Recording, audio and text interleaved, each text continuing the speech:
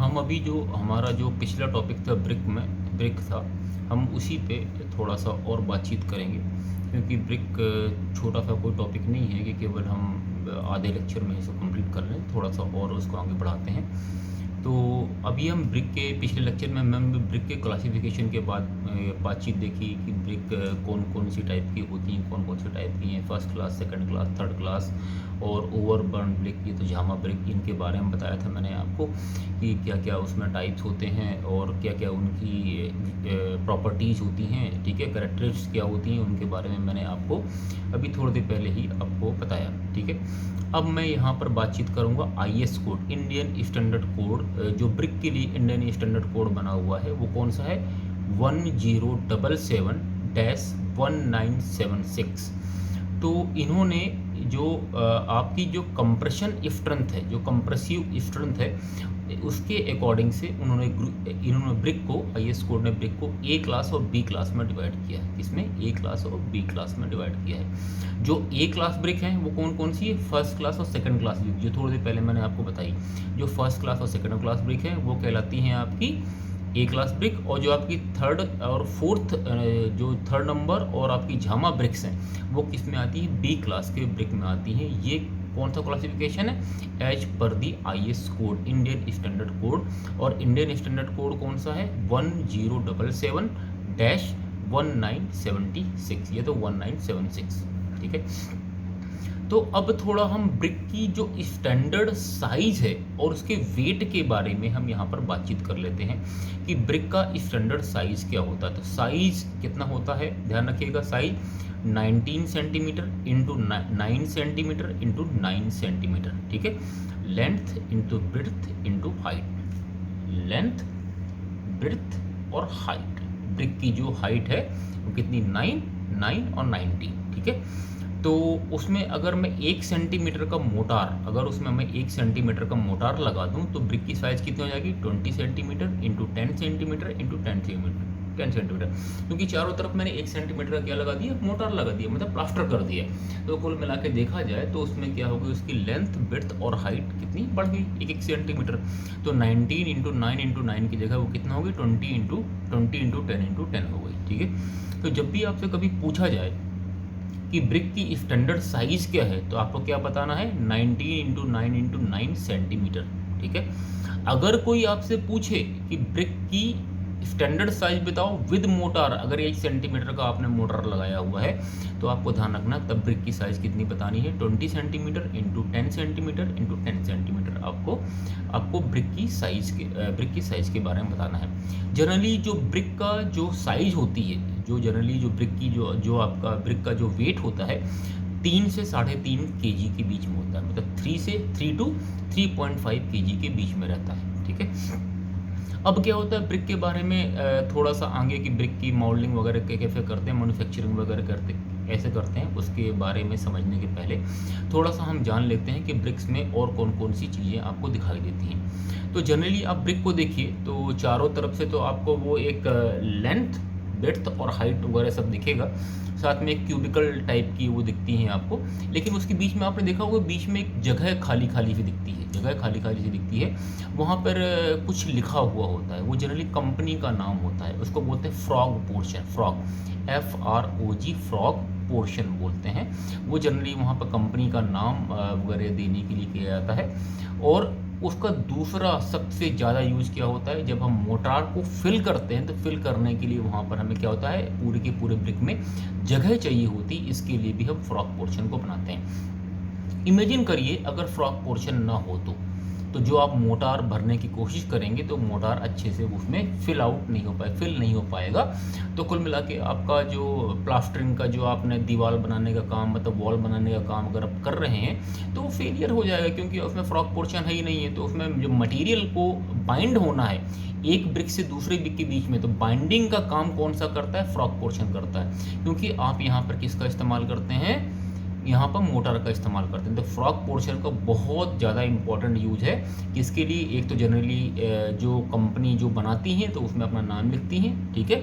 दूसरा, कंपनी इसके अलावा भी जो फ्रॉग पोर्शन रहता है उसमें मटेरियल जो मोटार फिल करने के लिए, और उसको बाइंड, क्योंकि एक ब्रिक और दूसरी ब्रिक जब आपस में एक दूसरे को बाइंड तभी करेगी जब फ्रॉग पोर्शन होगा। फ्रॉग पोर्शन के अंदर ही आप क्या कर देते हैं? मटेरियल को फिल करते हैं। और मटेरियल को फिल करने के बाद ही हम क्या कर देते हैं? मटेरियल को फिल करने के बाद ही हम क्या करते हैं? देखा, मटेरियल को फिल करने के बाद ही हम एक ब्रिक और दूसरी ब्रिक को क्या करते हैं? आपस में ज्वाइन करते हैं। चलिए, अब मैं आपको यहाँ बताता हूँ कि ब्रिक की मैन्युफैक्चरिंग कैसे कैसे की जाती है। ब्रिक की मैन्युफैक्चरिंग के बारे में मैं आपको बताता हूँ। तो देखा जाए तो ब्रिक की मैन्युफैक्चरिंग की कितनी स्टेजेस हैं? 4 टाइप की स्टेजेस हैं, ध्यान रखिएगा, 4 टाइप की स्टेजेस हैं। पहली स्टेज है selection of brick earth, selection of brick earth and preparation of brick earth, ठीक है। ब्रिक अर्थ वगैरह क्या है मैं भी थोड़ी देर बारे में बताऊंगा, पहले नाम सुन लीजिए। दूसरा है माउल्डिंग ऑफ ब्रिक, दूसरा है माउल्डिंग ऑफ ब्रिक, तीसरा है ड्राइंग ऑफ ब्रिक, और चौथा नंबर है बर्निंग ऑफ ब्रिक। तो कुल मिला के देखा जाए तो 4 टाइप की स्टेजेस हैं, तब जाके आपको ब्रिक मिलती है। पहली है प्रिपरेशन सिलेक्शन ऑफ ब्रिक अर्थ, फिर क्या है? माउल्डिंग ऑफ ब्रिक, फिर क्या है? ड्राइंग ऑफ ब्रिक, और अगली लास्ट वन भी क्या है? आपकी बर्निंग ऑफ ब्रिक है। तो चलिए मैं आपको यहाँ पर पहली स्टेज के बारे में बताता हूँ। अब हम जो ब्रिक है की जो पहली स्टेज है कौन सी है? प्रिपरेशन ऑफ ब्रिक अर्थ, उसके बारे में बातचीत करते हैं। तो पहली स्टेज क्या होती है, पहली स्टेप कौन सी होती है? तो जो पहली स्टेप हम चालू करते हैं तो उसमें आपको ध्यान रखना है कि पहले नंबर पे क्या करना है, आपको क्या करना है? Selection of brick, selection of brick earth करना है, मतलब सॉइल का सिलेक्शन करना है। पहले सॉइल का सिलेक्शन करने के लिए जाना है तो आपको सुटेबल साइट पहले पता करनी है कि कौन सी साइट सबसे अच्छी है, किस पर्पज़ के लिए? ब्रिक के लिए, सॉइल लेने के लिए आपको पहले सुटेबल साइट देखनी है। ज़्यादा वहाँ पर कंकड़ पत्थर स्टोन वगैरह ना हो, बिल्कुल अच्छी सॉइल होनी चाहिए, प्रॉपर प्रोपोर्शन में होनी चाहिए, उसी टाइप के आपको सॉइल को वहाँ से आपका उसका सिलेक्शन करना है। दूसरा नंबर क्या है? आपको क्या करना है कि जहाँ भी साइट का सिलेक्शन करना है उसमें 20 से 25 सेंटीमीटर की ऊपर की लेयर को निकाल के क्या कर देना है? फेंक देना है, रिमूव कर देना है। क्यों रिमूव कर देना है? इसके पीछे भी कारण है। ऊपर के लेयर में बहुत सारे पेड़ पौधे, छोटे मोटे पेड़ पौधे, झाड़ियाँ वगैरह होती हैं जो क्या करती हैं, अगर आप इनका इस्तेमाल आप ब्रिक बनाने में, अगर ये मटेरियल ब्रिक बनाने में जाएगा तो क्या होता है? ये ब्रिक के कंपोजिशन को ख़राब करता है। इसलिए हम क्या कर देते हैं? ऊपर का 20 से 25 सेंटीमीटर का हिस्सा निकाल के क्या कर देते हैं? हम वहाँ से रिमूव कर देते हैं, और वहाँ से हम रिमूव करके फेंक देते हैं। और इसके बाद ही हम क्या करते हैं? ब्रिक अर्थ को डिग करने की कोशिश करते हैं, ठीक है। जब हम ब्रिक अर्थ लेते हैं, जब ब्रिक अर्थ लेने की कोशिश करते हैं, ध्यान रखिएगा बड़े बड़े पत्थर बोल्डर अगर बीच में आते हैं तो उनको निकाल के भी हटा देते हैं। हमें क्या करना चाहिए? यूनिफॉर्म साइज की सॉइल का यूज़ करना है। किसके लिए? आपके किसकी प्रिपरेशन के लिए? आपके ब्रिक की प्रिपरेशन के लिए यूनिफॉर्म साइज का आपको लेना है। क्या लेना है? सॉइल लेना है। अब क्या करना है? इसके बाद आपको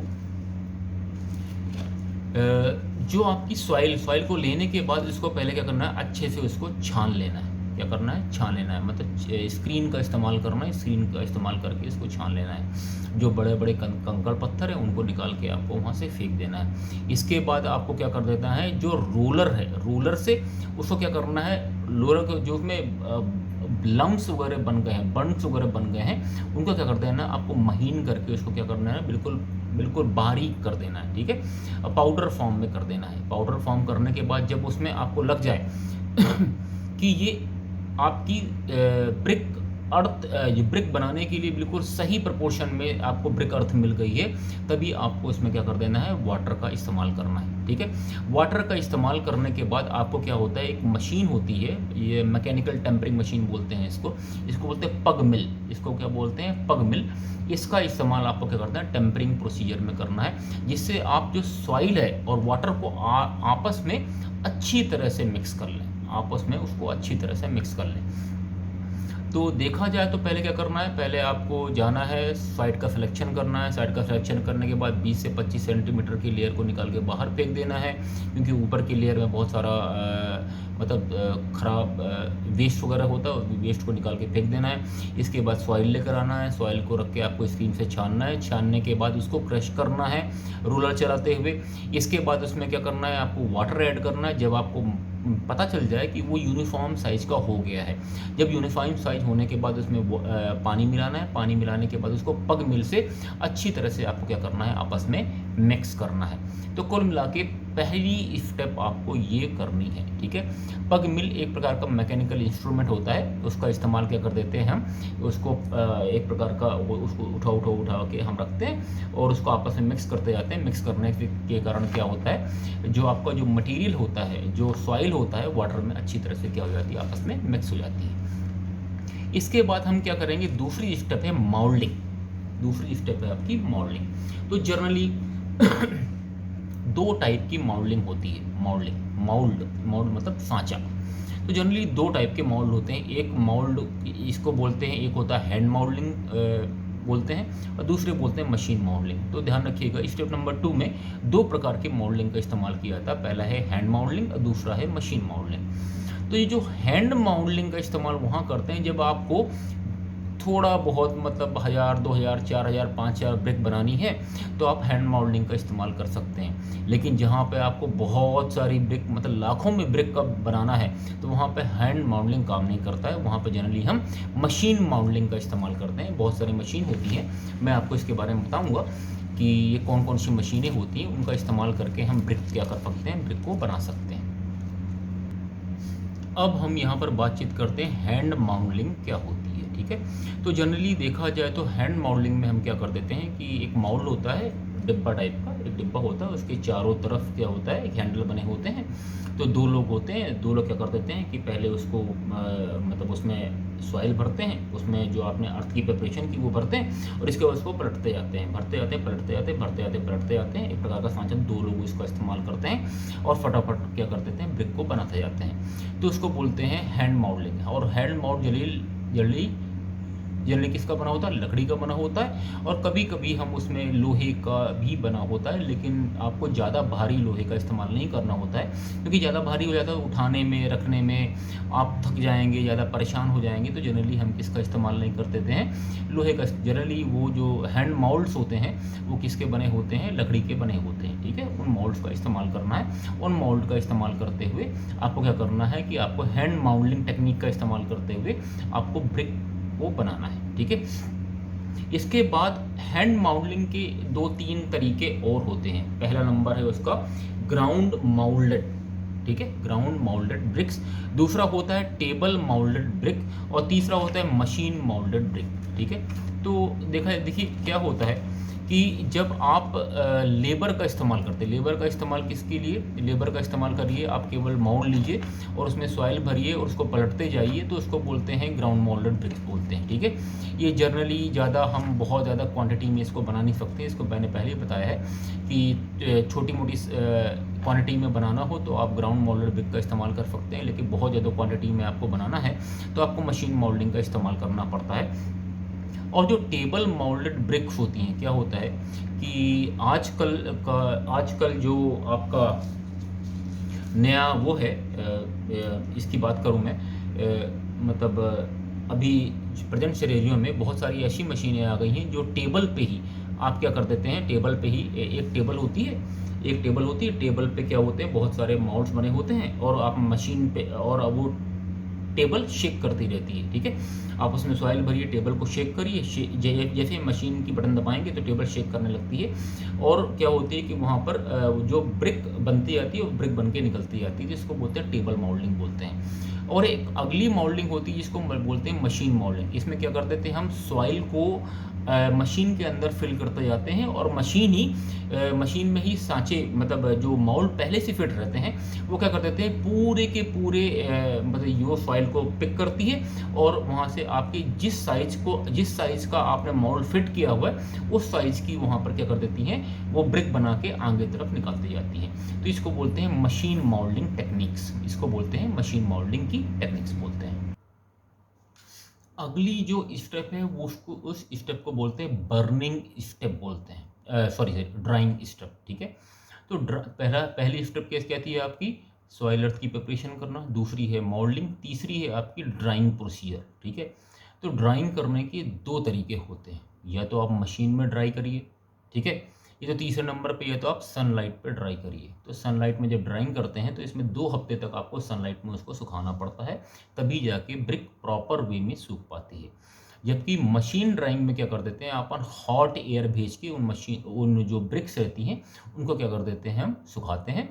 और ये जो प्रोसीजर हो, ये जो आपके सामने प्रोसीजर है हॉट एयर वाली, जो आपकी मशीन से जो ड्राइंग करनी है, इसका इस्तेमाल हम किसी भी मौसम में कर सकते हैं। लेकिन जो सनलाइट वाली ड्राइंग की प्रोसीजर है, उस प्रोसीजर में आप एक चीज़ का ध्यान रखिएगा, उसका इस्तेमाल हम केवल कहाँ कर सकते हैं, जब फुल सनलाइट हो। आप जनरली हम विंटर सीजन में या तो रेनी सीजन में ब्रिक नहीं बना पाते हैं, अगर आप हैंड मॉडलिंग वगैरह की टेक्निक का इस्तेमाल करेंगे। लेकिन अगर मशीन मॉडलिंग है तो आप किसी भी मौसम में चाहें तो क्या कर सकते हैं, ब्रिक आप क्या कर सकते हैं, आराम से मैन्युफैक्चर कर सकते हैं, उनको ड्राइंग कर सकते हैं, उनकी बर्निंग कर सकते हैं। तो ये सब आप कैसे कर सकते हैं, अगर आपके पास मशीनें हैं। नहीं तो आपको एक ही सीजन है जिसको बोलते हैं समर सीजन, उसी में ही आपको क्या कर पाता है, हैंड मॉडलिंग टेक्निक का इस्तेमाल करना होगा और आप ब्रिक को बना पाएंगे। इसके बाद बर्निंग की इसके बाद लास्ट स्टेज होती है बर्निंग। तो देखा जाए तो बर्निंग कितने टाइप की होती है, 2 टाइप की बर्निंग होती है। पहली बर्निंग है क्लैम्प बर्निंग और दूसरी होती है क्लिन बर्निंग। ठीक है, एक होती है क्लैम्प बर्निंग और दूसरी होती है क्लिन बर्निंग। जो क्लैम्प बर्निंग होती है जनरली आप लोगों ने, सभी लोगों ने देखे होते हैं, ईंट के भट्टे, आपने नाम सुना होगा, जनरली लोग बोलते हैं ईंट के भट्टे, तो उनको बोलते हैं क्लैम्प बर्निंग। ठीक है, और जो क्लीन बर्निंग होती है वो देखा जाए तो एक प्रकार की बहुत बड़ी भट्टियाँ होती हैं जो मशीन से ऑपरेट होती हैं, तो उनको बोलते हैं क्लीन बर्निंग बोलते हैं।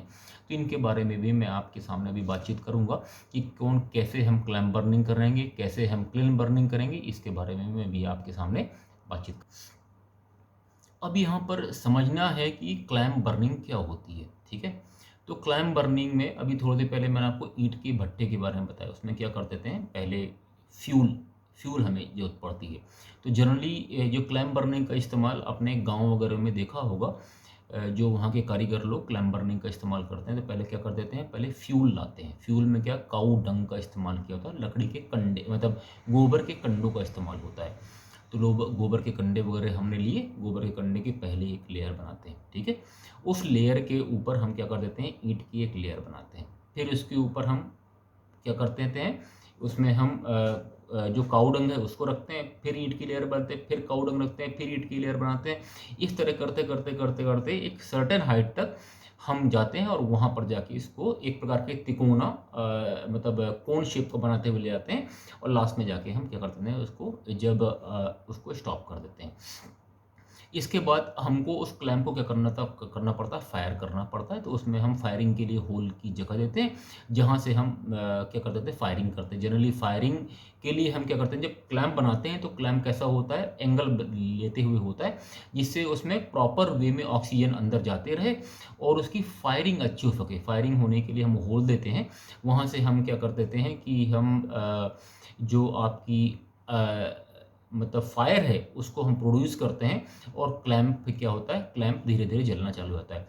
ये जो क्लैंप बर्निंग की जो प्रोसीजर है 6 से 8 हफ्ते तक लगातार चलती रहती है, 6 से 8 हफ्ते लगातार चलती रहती है। और इसके बाद 6 से 8 हफ्ते के बाद हमें इसको, ये जो क्लैंप बर्निंग है, इसको जो बर्निंग प्रोसीजर जब पूरी हो जाती है तो हमें 6 से 8 हफ्ते का टाइम उसके लिए देना पड़ता है कि बर्निंग के बाद वो जो ब्रिक्स हैं वो कूल हो जाएं, इसके बाद ही हम इसका इस्तेमाल कर सकते हैं। तो देखा जाए तो क्लैंप बर्निंग बहुत ज़्यादा टाइम लेती है as compare to clean burning. Clean burning में तो ऐसा होता है कि आपने ब्रेक लिया, ये इधर से पास किया, वो उधर से ईंट पक्के निकल गई। कैसे, उसमें मशीन टाइप की बर्निंग होती है। मैं आपको बताऊंगा कैसे आप क्लैंप बर्निंग का इस्तेमाल कर सकते हैं, कैसे कैसे कौन कौन सी क्लीन होती हैं।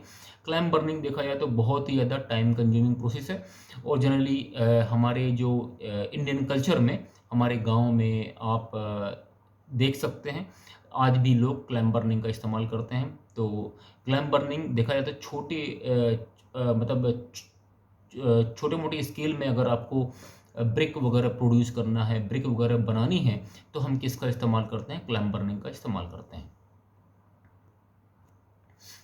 अब क्या होता है कि क्लैम बर्निंग तो आपने देख ली। अब मैं आपके यहाँ आपके सामने क्लिन बर्निंग बताऊंगा। क्लिन बर्निंग होती क्या? Clean, KLIN, clean. तो क्लिन देखा जाए तो दो टाइप की क्लिन होती है, एक होती है अंडरग्राउंड क्लिन और दूसरी होती है ओवरग्राउंड क्लिन। ठीक है, दो टाइप की क्लिन रहती है। तो अगर इसको मैं फर्दर अगर इसको डिवाइड करूं तो ये एक होती है कंटिन्यूअस क्लीन होती है, दूसरी होती है इंटरमिटेंट क्लीन होती है। एक होती है कंटिन्यूअस, एक होती है इंटरमिटेंट क्लीन होती है। और इसी क्लीन में हम क्या कर देते हैं, ईंट को क्या कर देते हैं, बर्न करने की कोशिश करते हैं, बर्न करके प्रोड्यूस करते हैं। तो जनरली देखा जाए तो ये जो क्लीन्स होती हैं, जिसमें एक सबसे ज़्यादा फेमस क्लीन है जिसको बोलते हैं इलाहाबाद क्लीन, जो हमारे देश में सबसे ज़्यादा जो ईंटें बनने का काम उत्तर प्रदेश वाले एरिया में सबसे ज़्यादा होता है, तो वहाँ की जगह के नाम पर है एक क्लिन है जिसको बोलते हैं इलाहाबाद क्लिन। इसका इस्तेमाल सबसे ज़्यादा हमारे इंडिया में इस क्लिन का इस्तेमाल किया जाता है। ठीक है, अब यहाँ तक तो आपने सब कुछ देखा कि आखिर हमको किसी ब्रिक की प्रिपरेशन कैसी करनी है, तो किसी ब्रिक को बनाने के लिए कैसे कैसे ब्रिक को बनाते हैं, इसके बारे में मैंने आपको अभी तक बताया। अब मैं आपके सामने बताऊंगा कि कौन कौन से टेस्ट होते हैं, किसी भी ब्रिक के कौन कौन से टेस्ट होते हैं। तो जनरली दो टाइप के टेस्ट परफॉर्म किए जाते हैं, एक होता है फील्ड टेस्ट होता है और दूसरा होता है लेबोरेटरी टेस्ट। जनरली दो टाइप के टेस्ट होते हैं, एक होता है फील्ड टेस्ट और दूसरा होता है कौन सा, लेबोरेटरी टेस्ट। तो फील्ड टेस्ट के बारे में थोड़ी देर पहले ही मैंने आपको बताया था कि फील्ड टेस्ट क्या होता है। तो फील्ड टेस्ट में एक मैंने क्या बताया, यूनिफॉर्म शेप एंड साइज का होता है। दो ब्रिक को आपस में पकड़ के आपको क्या करना है, स्ट्राइक करना है। स्ट्राइक करने के बाद उसमें अगर मेटालिक साउंड निकलती है तो फर्स्ट क्लास ब्रिक मानिए, अगर अच्छी साउंड नहीं निकलती है तो वो third class fourth class brick में चली जाएगी। ठीक है, इसके बाद नेल से स्क्रैच मारना है तो वो भी आपकी कौन सी ब्रिक कहलाती है, आपकी वो भी अगर स्क्रैच आ गया तो वो भी थर्ड क्लास फोर्थ क्लास में हो जाएगा, अगर नहीं आता है तो वो फर्स्ट क्लास सेकंड क्लास में आ जाएगा। इसके पहले ही मैंने आपको ये बताए थे, ये जितने भी टेस्ट मैंने पहले आपको डिस्कस किए थे वो सब टेस्ट कौन से कहलाते हैं, फील्ड टेस्ट कराते हैं। अब जनरली हम जो यहाँ पर जो करने वाले हैं, ठीक है, तो हम यहाँ पर लेबोरेटरी टेस्ट के बारे में बातचीत करेंगे, कौन कौन सी लेबोरेटरी टेस्ट होते हैं उनके बारे में, और साथ में फील्ड टेस्ट के बारे में भी आपको साथ में बताता चलूँगा। ठीक है, तो field test of the brick, तो पहला नंबर है uniformity in shape and size of the test. ठीक है, पहला फील्ड टेस्ट। दूसरा है कलर टेस्ट, तीसरा है हार्डनेस टेस्ट, चौथा है साउंडनेस टेस्ट, पांचवा है स्ट्रेंथ टेस्ट। तो कुल मिला के देखे जाए तो ये पांच टाइप के क्या होते हैं, फील्ड टेस्ट होते हैं। तो चलिए पहले फील्ड टेस्ट के बारे में बात करते हैं। तो पहले फील्ड टेस्ट का मैंने जो अभी आपको नाम बताया कौन सा है, uniformity in shape and size of the test.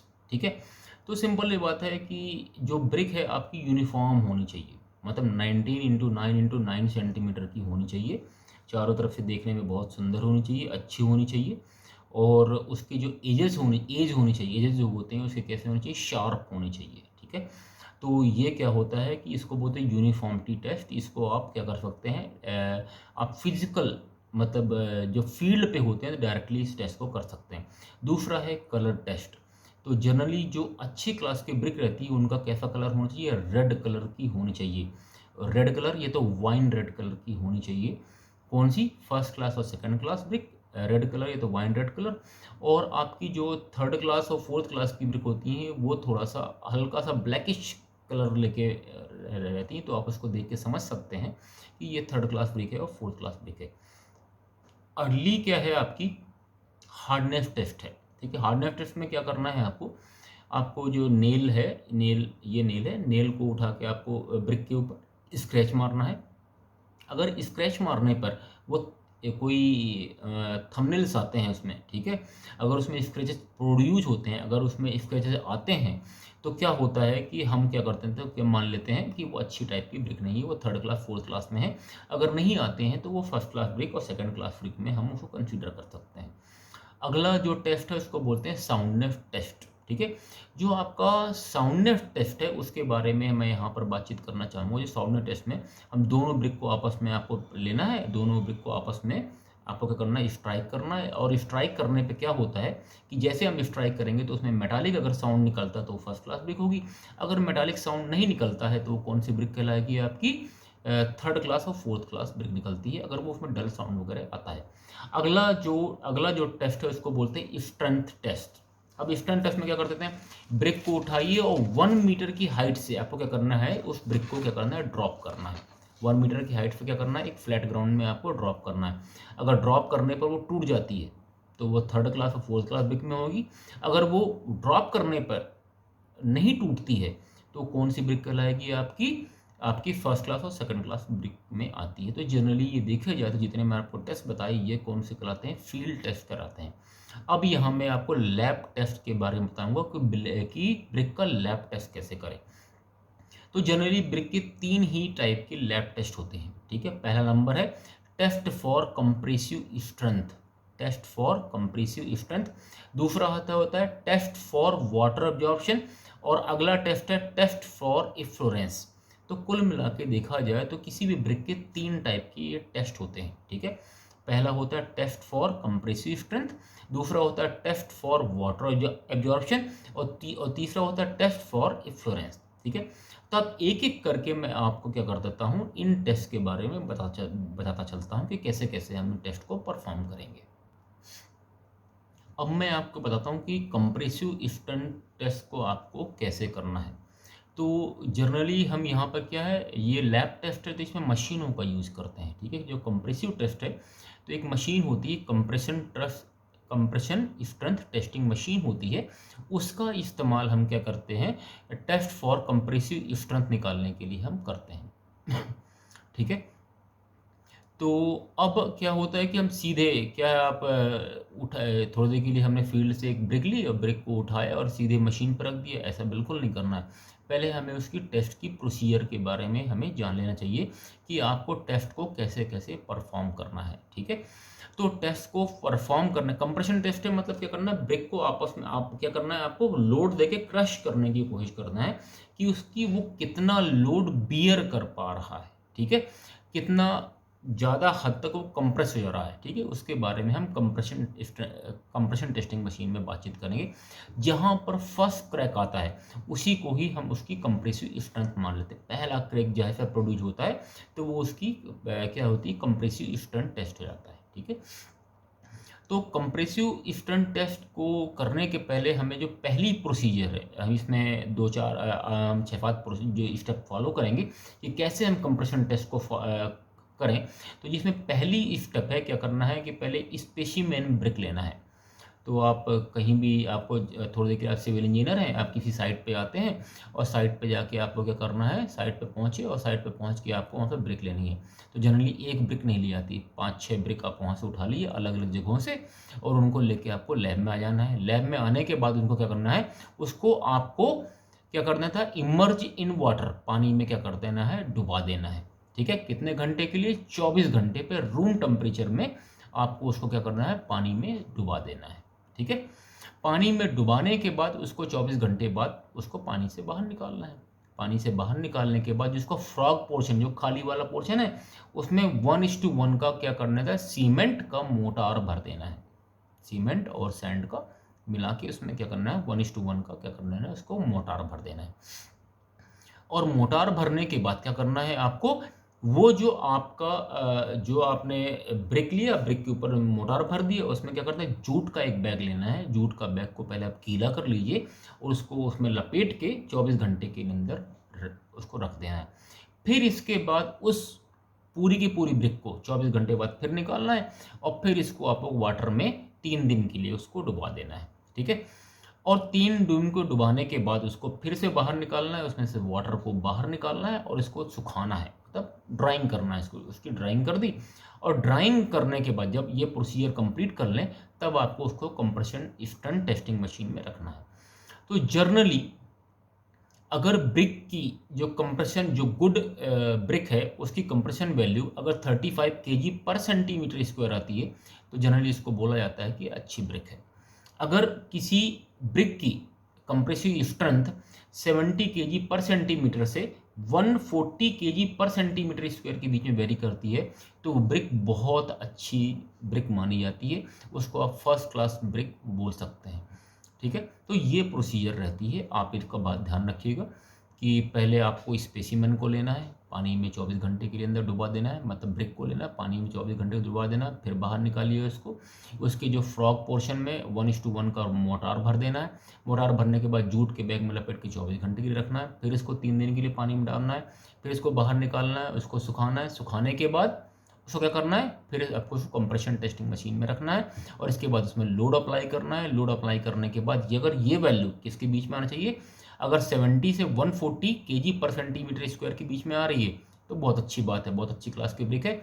अगर आपके 35 केजी पर सेंटीमीटर स्क्वायर के बीच में भी आ रही है तो मान लीजिए कि हाँ ये ठीक ठाक ब्रिक है, ज़्यादा अच्छी नहीं है लेकिन ठीक ठाक ब्रिक है, आपका काम चल जाएगा। अगला जो टेस्ट है, test for the water absorption. देखा जाए तो बड़ा ही सिंपल सा टेस्ट है, इसके बारे में मैं आपको बताता हूँ कि इस टेस्ट को कैसे परफॉर्म करना है। जो वाटर एब्जॉर्प्शन जो टेस्ट हम करने वाले हैं तो उसमें आपने स्पेसिमेन लिया, ठीक है, स्पेसिमेन को लाना है। स्पेसिमेन को लाने के बाद उसको आपको क्या करना है, ओवन में 110 डिग्री सेल्सियस पे रख के आपको उसको गर्म करना है। ठीक है, गर्म करने से क्या होगा, उसको में जो अंदर मॉइस्चर अगर पहले से है तो मॉइस्चर क्या होगा, वहाँ से वो मॉइस्चर रिमूव हो जाएगा, मॉइस्चर मतलब निकल जाएगा। तो जैसे ही मॉइस्चर निकल जाएगा इसके बाद उसका वेट करना है, वेटिंग मशीन होती है वहाँ पर आपको उसका वेट कर लेना है। ठीक है, वेट करने के बाद उस ब्रिक को आपको क्या करना है कि 24 घंटे के लिए रूम टेम्परेचर पे उसको पानी में डुबा के रखना है। ठीक है, इसके बाद उसका आपको क्या करना है, वेट करना है। इसके बाद उसका वेट करना है। वेट करने के बाद आपको एक फार्मूले का यूज़ करना है, नॉर्मल सा फार्मूला परसेंटेज निकालने का, कि पानी में डुबाने के बाद जो वेट आया उसको अगर उसको ले लीजिए आप W2, और जब आपने पहली बार सुखाया था उसको मान लीजिएगा W1, तो W2 minus W1 divide by 100 in sorry W2 minus W1 divide by W1 into 100 बोलना है कि आपको परसेंटेज निकालना है। तो मैंने वाटर एब्जॉर्प्शन के पहले पहले मैं बता दी कि 20%, 22%, 25%, इनके बारे में मैंने आपको बताया था कि अगर ये ब्रिक, कोई भी ब्रिक अगर कंज्यूम करती है वाटर तो कौन कौन से क्लास में आएगी। ठीक है, अगर 20% आती है तो फर्स्ट क्लास ब्रिक है, तो इसके बारे में मैंने आपको बताया है। तो पहले क्या करना है, ब्रिक को आप लीजिए, उठाइए, पहले ब्रिक को लिया आपने, इसको रख के 24 घंटे के लिए रूम टेम्परेचर पे ओवन में रख के गर्म करिए। ओवन में गर्म करने के बाद उसको आपको क्या करना है, उसका वेट करना है। इसके बाद आपको उसको 24 घंटे के लिए पानी में रख देना है, फिर उसको उठाना है, आपको उसको वेट करना है और इसके बाद उसका परसेंटेज का कैलकुलेशन करना है, कितना वेट में अंतर, कितना परसेंटेज उसने वाटर ऑब्जॉर्ब किया वो निकालना है। तो W2 मतलब पानी में डुबाने के बाद जो वेट है W2, जो सूखा वेट है W1, मतलब W2 minus W1 divide by W1 into 100 कर दीजिए तो परसेंटेज निकल आएगा। और वहाँ से हम किस चीज़ का कैलकुलेशन कर पाएंगे कि हमें कि इस ब्रिक ने कितना वाटर एब्जॉर्ब किया, इसके बारे में आप क्या कर सकते हैं, निकाल सकते हैं। अगला जो टेस्ट है उस टेस्ट को बोलते हैं टेस्ट फॉर द इफ्लोरेंस। ठीक है, टेस्ट फॉर द इफ्लोरेंस। तो इफ्लोरेंस टेस्ट को के बारे में मैं बातचीत करूंगा। तो इफ्लोरेंस टेस्ट को आपको कैसे कैसे परफॉर्म करना है, तो आपको एक डिश लेना है, एक डिश लेनी है, कांच की डिश होती है, जनरली उसका डाया 15 सेंटीमीटर का डाया होता है। उसका जो डेप्थ होती है वो कितनी होती है, 3 सेंटीमीटर की उसकी डेप्थ होती है। ठीक है, अब क्या करना है, ब्रिक को आपको क्या करना है, ब्रिक ऐसे नहीं, उसको ब्रिक को खड़ा कर देना, खड़ा करने के बाद उसको क्या कर देना है, 2 सेंटीमीटर डेप्थ तक उसमें क्या करना है, उसको रखना है, उसमें केवल 2.5 सेंटीमीटर तक पानी से उसको डुबा देना है। ठीक है, अब डुबाने के बाद उसको क्या करना है कि उसको ब्रिक को वहीं छोड़ देना है जब तक कि उसका पूरा पानी क्या है, धीरे धीरे या तो ब्रिक अब्जॉर्ब कर लेगी या तो पानी इवापोरेट हो जाएगा। जब वो पूरा का पूरा इवापोरेट हो जाएगा, जब पूरा का पूरा वाटर, तब आपको क्या करना है, आपको उस ब्रिक को बाहर निकालना है। और ब्रिक को निकालने के बाद उसमें ये देखना है कि उसमें वाइट पैचेस आपको कितना परसेंट दिख रहा है। तो अगर उसमें वाइट पैचेस बिल्कुल नहीं है तो वो कहलाएगी आपकी फर्स्ट क्लास ब्रिक। ठीक है, अगर 10% एरिया में आ रहा है तो उसको बोलते हैं स्लाइट, मतलब बहुत छोटी जगह में आ रहा है, कोई दिक्कत नहीं। अगर 10 to 50% एरिया में आ रहा है तो उसको बोलते हैं मॉडरेट एरिया बोलते हैं। अगर 50% से ऊपर आ रहा है तो उसको बोलते हैं हैवी एरिया में आ रहा है। तो ऐसी कंडीशन में आपको ध्यान रखना है, जो वाइट पैचेस हैं, जो आपकी फर्स्ट क्लास ब्रिक होती है उसमें या तो नील होगा या तो 10%, उससे ज़्यादा बिल्कुल नहीं होना चाहिए। जनरली जो थर्ड क्लास और फोर्थ क्लास ब्रिक है उसमें 10 to 50% ये पैचेस वगैरह आपके क्या होते हैं, आते रहते हैं। तो इन बातों का आपको ध्यान रखना है। तो कुल मिला के आज की क्लास में मैंने ब्रिक के बारे में बताया कि ब्रिक कौन कौन से टाइप की ब्रिक होती है, ब्रिक के क्लासिफिकेशन के बारे में बताया, ब्रिक को कैसे कैसे हम बनाते हैं, कैसे कैसे उसको प्रोड्यूस करते हैं, कौन कौन से प्लेन का इस्तेमाल करते हैं, ब्रिक के कौन कौन से टेस्ट होते हैं। ठीक है, आप इस वीडियो को देखिएगा, समझिएगा, और जहाँ नहीं समझ में आए तो मुझसे पूछिएगा, तो मैं आपके इन क्वेश्चन का आंसर करूँगा। जय हिंद, जय भारत।